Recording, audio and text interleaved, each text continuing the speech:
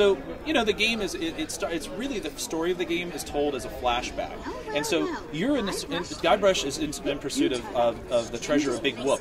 And as we kind of come into the game, he's actually found it, but he's precariously dangling in this well. Now his ex-girlfriend at this moment, Elaine, has kind of found him, and she's like really antagonizing him. She wants him to tell her, you know, tell her, well, how did you get here? What's going on? So the whole story begins as his kind of like his recollection of how he got in that spot. So now as we get into this, I'm going to just kind of go over the special edition features again. So when you see the game, this is what people played in 1991. This is what you would see. It looks great, you know, at the time it was amazing, but it's not really like what people want today in their game. So now with the press of the back button, I'm going to switch, and it's scene for scene hot swap, and I get that change at any time. But you can also see that what we wanted to do is we made every environment come to life. So the grass is moving, there's dynamic light, little flickers and smoke in the fire. Anything we could do to make the environments feel more alive, we did. Voiceover, game is completely at voice now. The returning cast from the first special edition as well as the entire franchise. This kind of completes all the games now. They all have voice, so that's fantastic. The music's been remastered. There's a hint system back, and then I'm going to show you some of these other features. And just to, you know, to kind of something that the fans wanted is they wanted the voiceover in the classic game. So that's an option as well. So when we first started, when we did the first game, I was really worried that people would, if we didn't give people the chance or the opportunity to play the original game, you know, untouched, we would get in trouble. People would just only want that game. So we kept that first game very pure. But then what we found is people wanted these different features on, so that was our response. It was like, okay, we got to give them that chance. Now we're going to go into Woodtick. Yeah, that's another. The water looks fantastic. Wait till you see Woodtick. Woodtick is amazing looking. And this will kind of show you a little bit of the details. So you can see again the water, the sky. There's atmospherics moving around. There's little like fireflies, clouds moving. As I kind of cross the bridge, you're going to see like there's little details in the water. There's little fish. It's all the little details now that make the kind of the world come to life. Now we have the subtitles on because we're at E3, but those can be turned off as well. This is Largo. Now he's going to shake me down for my money. Now here's one of the new features. Gamers coming into this that have never played a point and click, as soon as they grab the controller, they move the thumbstick, and they didn't move the character. Now you can. So if I'm pressing left on the thumbstick, I'm moving the character around. I'm pressing right, I'm moving around. That just feels natural for contemporary or modern gamers to move around. Now, if you still want to play point and click, you can select it as an option in the for the special edition, or you can always switch back to classic and play it that way too. I mentioned the object highlighting earlier. So this actually serves, you know, really two purposes. It's one to just identify interactive objects in the environment. So if I press the left shoulder button, I start to see that I can go like, oh, there might be something I can do with those signs, or this starts to highlight this window. So I can do that. But it also helps with the hint system. Now the hint system is 3-tiered. So if you remember in the first game, the first one just kind of gave you a nudge to what to do. So this tells me there might be something near the front of Woodtick I can do. So if I want another hint, I press X again. It says, take a closer look at that sign near the entrance. All right, so I'm heading that way. What am I going to do? I press it the third time. It says, I should pick up the shovel from the sign. Well, if I can't find that, I don't know that's a shovel. If I'm playing the classic, it looks like an arrow. I had no idea what that was. So again, I press the object highlighting. There it is. There's something on that sign I can do. Now, in the original game, I would pick one of these 9 verbs. I could try to pick it up. I could try to push it. I may even try to talk to the sign. I don't know. Even in the first special edition, you would bring up a menu and those 9 verbs would show up. Well, that too felt like there was too much trial and error. It felt like there was too many variables. And we really want new gamers to get through this. So now if I press the right trigger, it pops up with the best choice for those options.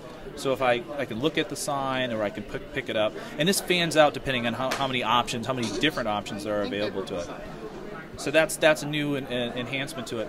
And I mentioned before, and this is probably one of the most compelling features, and this is just, I think, a great feature for both new and old fans alike, is developer commentary. So if I come in here and talk to Wally, I see that there's up in the upper left corner, it says press RB for audio commentary. So if I press that, now I have this like great Mystery Science Theater kind of silhouette of Dave, Ron, and Tim, and they're now commenting about Wally. They're talking about how he's just a glutton for punishment, and how you really kind of you steal his monocle and all this stuff. So they're really sharing that story. And there's subtitles up in the top corners, so you can listen to it and read it.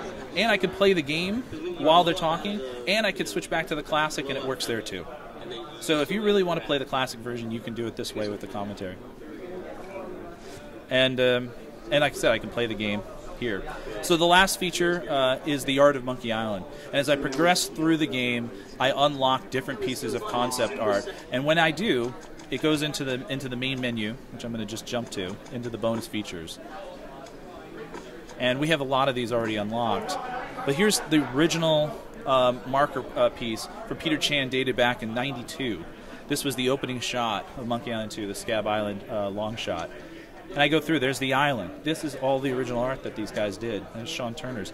And then this is also the concept art for all the character redesigns that was done by our team. So you get a nice mix of the old and the new. And you get all these pieces. There's pieces here that have never been seen before, that don't appear into the game. And then we were there at Wally's, so you get to see that. You can kind of see how it translated a little bit from the classic, from the original piece to the classic game, to now how we've enhanced it. There's a little Easter eggs we even did where we put, we changed a little bit of the signs and stuff. So there's little fun things when you go through the game and see it.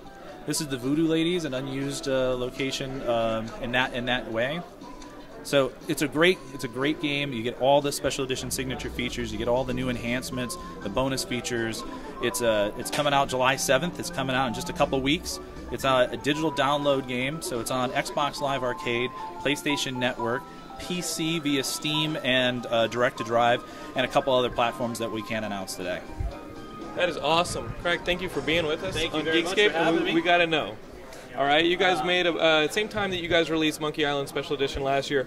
On the Steam platform, you guys had a bunch of old LucasArts games as well. The Dig, you had the Last Crusade and the Fate of Atlantis. Loom was up there. Loom is fantastic. Loom, which is the first part of a 3-part trilogy. We haven't even had the last 2 editions out. So we may expect a special edition with the finale of that. But what about other games like Full Throttle, Day of the Tentacle?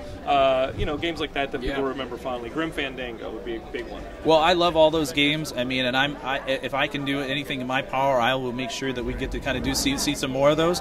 My favorite you did mention is Maniac Mansion.